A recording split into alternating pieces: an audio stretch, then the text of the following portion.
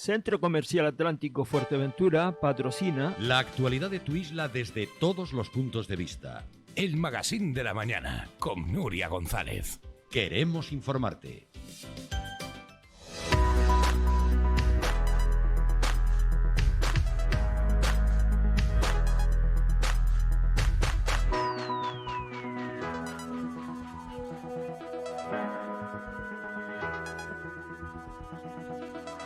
Bueno, muy buenos días.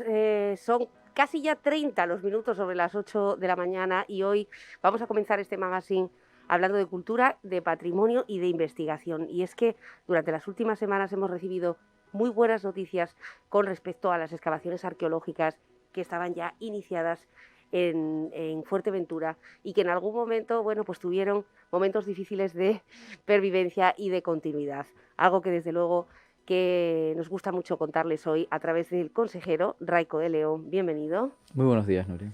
Y Rosa López, que es la responsable de Arenisca. Bienvenida. Buenos días, Nuria. Y que además es responsable de esta excavación. Bueno, yo no quería hablar únicamente de Villaverde porque entiendo que hay muchos temas relacionados con las excavaciones arqueológicas. Sé que el tiempo es muy limitado, el que tenemos, pero si les parece, hablamos de esa nueva fase en la investigación que además va a aportar muchísimos datos que tienen que ver con nuestro pasado.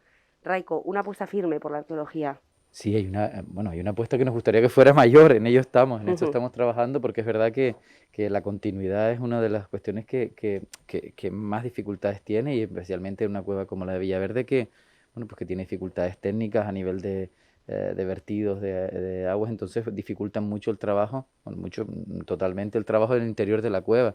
Esta es una nueva campaña que impulsa desde el Gobierno de Canarias, desde su Dirección General de Patrimonio Histórico, y que se une a las anteriores y que pretenden darle el impulso que esa cueva se merece. Estamos hablando de una de las joyas de la arqueología de los yacimientos de Fuerteventura y de Canarias.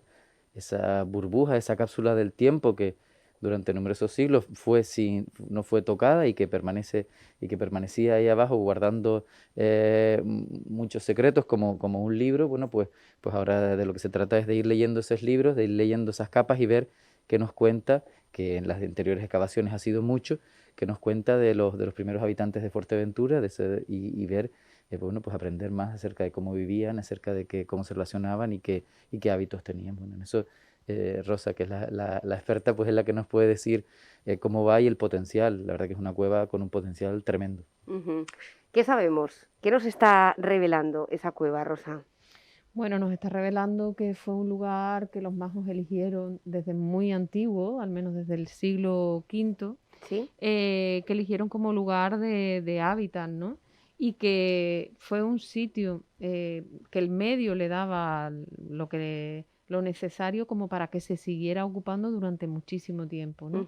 Hasta el siglo IX al menos. Incluso después de abandonarse como lugar de hábitat, seguía siendo un sitio destacado porque se enterraron 2 personas allí, también de época aborigen, en el siglo XII-XIII. Nos está indicando que es un lugar que estuvo ocupado durante mucho tiempo y que fue importante para ellos, ¿no? Y además nos está permitiendo reescribir cuestiones como la práctica de la agricultura, que ha sido quizá el hallazgo más importante dentro de la cueva, gracias pues a la colaboración también que establecemos con la Universidad de La Laguna y con otros profesionales también de otras universidades que son especialistas en temas concretos. Y yo siempre he dicho que este proyecto y esta cueva tiene que estar conformado por un equipo multidisciplinar de los mejores especialistas posibles, de manera que la información que extraigamos sea lo más amplia también posible. Gracias a estas colaboraciones y gracias al trabajo de Jacob Morales, pues se pudieron identificar las primeras semillas aborígenes de Fuerteventura. Que fue todo un hallazgo, además, ¿no? Sí, y además, bueno, es que claro, hasta hace muy poco en el mundo de la investigación y también el de la difusión, ¿no? Para nuestro campo en Fuerteventura no se conocía la agricultura. Llama más la atención cuando en algunas épocas históricas posteriores la agricultura cerealista fue tan importante para Fuerteventura, ¿no? Cuando ya tenemos verdaderas pruebas, ¿no? Claro, según pues las crónicas de la conquista, los majos no conocían la agricultura, al menos en el siglo XV, ¿no? Claro, también las crónicas siempre son la mirada del otro, ¿no? La mirada del europeo que viene a una isla y no la conoce.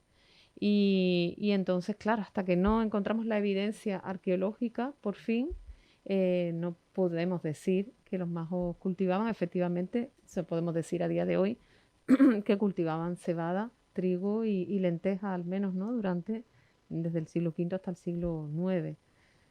Así que sí, ha sido, yo creo que el aporte mayor a la investigación, pero que cada año vamos teniendo también nuevos datos, ¿no? que van sumando a ese gran desconocimiento que tenemos todavía de la época aborigen en Fuerteventura y que hasta ahora casi que nos remitíamos a lo que decían las crónicas de la conquista y vemos que es muy diferente, esa Fuerteventura era muy diferente a la que los europeos, los franceses describieron, ¿no?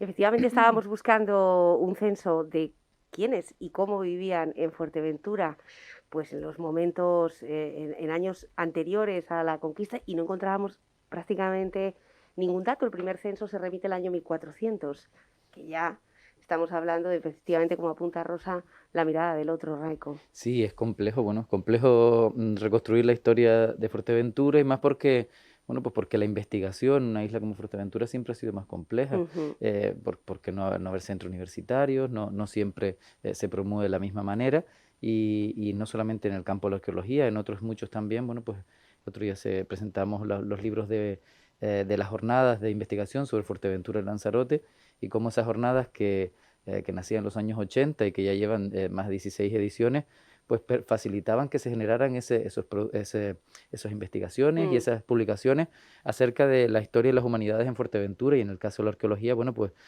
tenemos ahora el nuevo Museo Arqueológico que está llamado también a ser un elemento catalizador y un elemento que permita no solamente exponer todos los resultados de esos trabajos, sino que también promover la investigación y que poco a poco vayamos documentando y vayamos conociendo cada vez más las particularidades de la historia de Fuerteventura en sus aborígenes.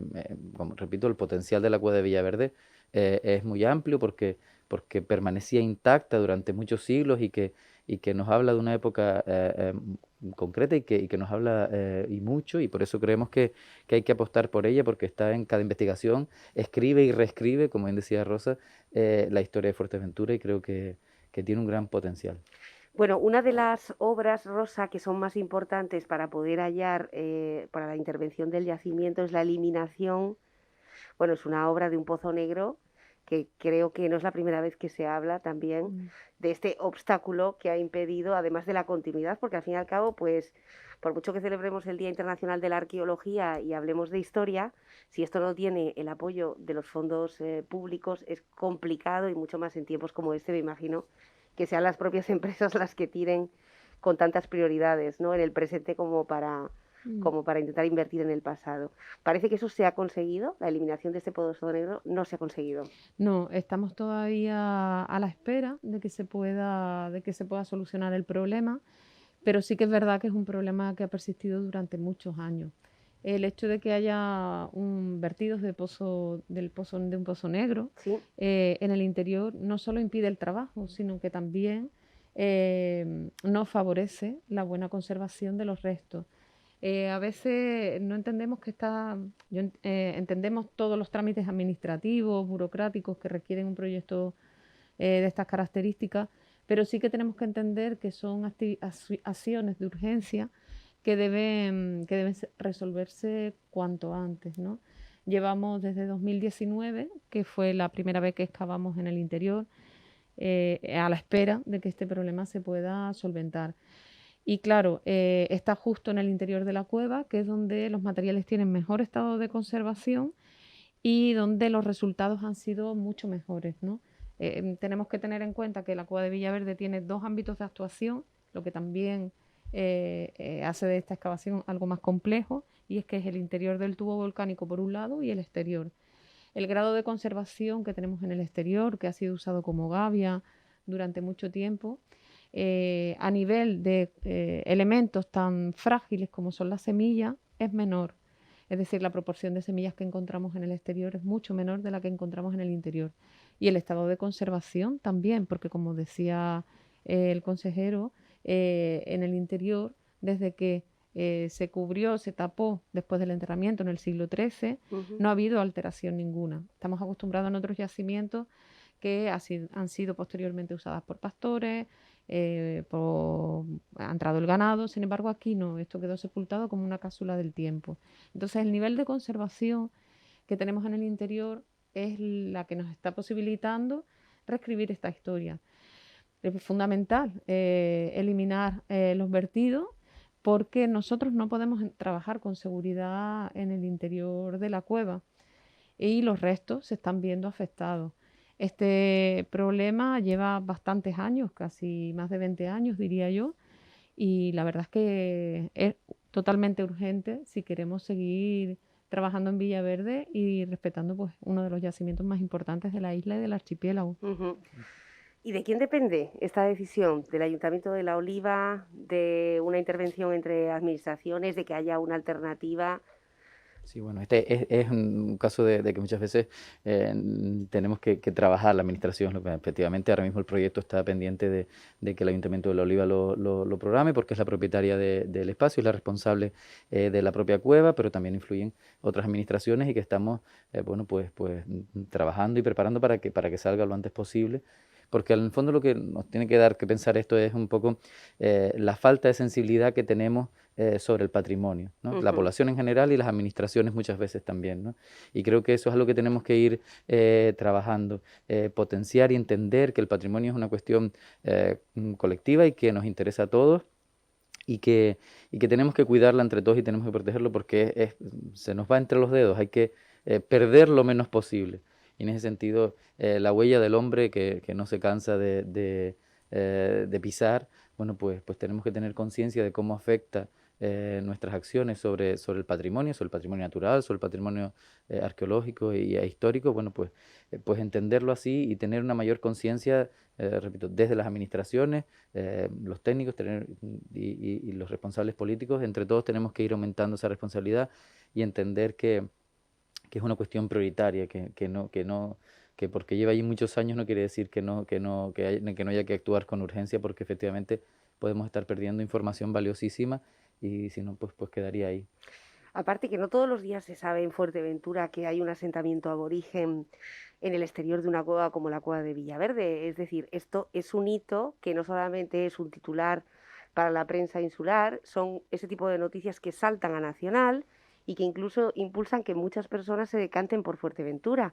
Ese turismo cultural, Rosa, del que hemos hablado muchas veces y para muestra un botón. No hace tanto, cuando vivíamos en otra normalidad y se podía visitar todas estas cosas, la prueba fue la cantidad de gente que se quedó fuera de poder ver esas excavaciones donde ustedes de forma experimental decían, bueno, vamos a mostrarle al mundo lo que hacemos, ¿no?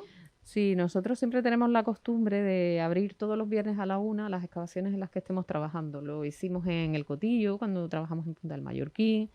Y Villaverde, lo bueno que tiene es que está en una zona muy accesible. No es como cuando trabajamos en un yacimiento, mucho más alejado, menos accesible para el público en general, ¿no? En medio de un mal país. En Villaverde lo bueno que tiene es que está en la propia localidad, ¿no? Entonces, claro, el primer año empezamos a abrir, nosotros inocentes a la 1, y llegó un día en el que se nos presentaron 60 personas en el yacimiento para visitarlo. A la cueva, además, tenemos que decir que es un centro de investigación, hay que entrar con cuidado, un grupo máximo de 5 personas. Entonces estuvimos de 5 en 5 personas visitando el yacimiento, las excavaciones. De hecho, también es muy interesante que la gente vea también el proceso de trabajo, ¿no? Del arqueólogo, ¿no? Que se haga una idea real de qué es la arqueología, cómo trabajamos, ¿no? Ya no solo un yacimiento preparado para la visita, sino cómo va evolucionando. Y cada año había gente que repetía o venía al principio de la campaña y venía al final, pues iba viendo esa evolución, ¿no? Y eso es muy interesante también porque es una doble enseñanza que se lleva el visitante. Claro, una vez que nos vimos desbordados, pues ya el Ayuntamiento de La Oliva establecimos esa colaboración de manera que la gente tenía que apuntarse previamente en grupos de 15. Pero aún así, y es lo que tú dices del turismo cultural, había muchas personas, tanto de las islas peninsulares e incluso extranjeros, que se paraban en el exterior, en las lonas, nos pedían si podían entrar, nos preguntaban, se interesaban, incluso nos llegaban a decir, bueno, no tengo que pagar nada. Se sorprendían de que nosotros aquello lo estuviésemos haciendo gratuitamente, porque creemos que es fundamental que la persona que vive al lado de la cueva, el vecino, venga con su hijo, el turista, cualquiera que quiera, ¿no? que quiera interesarse por la historia de Fuerteventura, por el patrimonio, tenga la posibilidad de hacerlo, ¿no? Entonces, bueno, luego con las circunstancias sanitarias, pues el año pasado no hicimos visitas, este año vamos a esperar a ver cómo evoluciona todo. El año pasado, por ejemplo, hicimos una visita virtual que tuvo muchísimo éxito a través de Facebook, ¿no? Y hubo se siguió muchísimo esa visita y en definitiva yo creo que es importante que la gente entienda que el patrimonio es de todos, que esto no es una cosa de nosotros que estamos detrás de la valla haciendo una investigación, sino que todo el mundo puede participar. De hecho, hay veces que gente que le gusta la arqueología nos dice, "Ay, puedo ir un día a colaborar", y para cuestiones que no necesitas mucha experiencia, nosotros estamos abiertos. Ahora está viniendo estudiantes que están empezando la carrera, personas que están de vacaciones, y es fundamental que la gente tenga este acercamiento, no solo desde una actitud pasiva de yo te enseño, tú escuchas, sino que la gente lo viva, ¿no? Que sea una experiencia para ellos. Entonces, bueno, yo creo que con lo bien que lo cuenta Rosa y la pasión que le pone, todos queremos ir el viernes. Bueno, no va a ser posible por este nivel 3 de momento. No, todavía no, Todavía de momento, no. pero es muy de agradecer la supuesto. actitud que tienen ellos porque es fundamental. Rosa decía lo importante que es que muestren los vecinos y el entorno para que lo valoren, pero también para que los jóvenes puedan decidir en un momento dado su futuro. Una visita a este tipo de excavaciones pues puede acercarte a la realidad y ver que el mundo de la arqueología y el mundo de la investigación es muy interesante y puede que despierte vocaciones o incluso que ponga en valor el rigor de la ciencia. Detrás de cada afirmación que se hace no es una cuestión de especulación en medidas, sino porque tiene detrás una serie de protocolos, claro, una serie de protocolos, de métodos y que pone en valor en un mundo en el que cualquiera se aventura a poner afirmaciones en redes y demás, bueno, pues que cuando viene de la comunidad científica viene con un rigor y con una metodología que hay que poner en valor, y eso me parece que también es muy interesante, además del potencial de la cueva, que por su ubicación, por sus características y por la información que da, tiene un potencial de ser uno de los elementos que de aquí a no mucho será un punto visitable y que formará parte de esa... Un referente en el circuito de Canarias, por supuesto. Sin duda alguna, sí. Y que será uno de los elementos uno de los atractivos que para la población local y conocer su historia, y para el visitante, que es el que también quiere conocer el sitio que visita y de una forma más profunda, y no solamente, bueno, pues para todo aquel que sale de la piscina, pues que pueda disfrutar de la cueva de Villaverde y enriquecer su viaje mucho más, ¿no? Bueno, es la cuarta fase de investigación. Fíjense los hallazgos de aquella Rosa que llegaba hace 4 años a Onda Fuerteventura, con muchísima ilusión, la misma que despierta, y con todo ese conocimiento, a todo lo que se ha ido encontrando. Esa semilla, recuerdo hace 4 años, Rosa, que era el objetivo, encontrar una semilla era el sueño, sí. Era el mayor de los hallazgos, y fíjense todo aquello que se podrá encontrar. ¿Hay otras investigaciones en curso actualmente en la isla de Fuerteventura?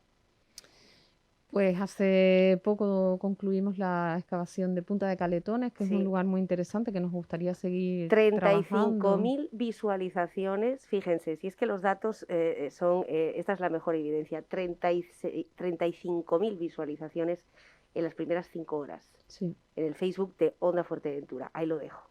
Fíjense si interesa o no interesa el patrimonio, la arqueología, etcétera.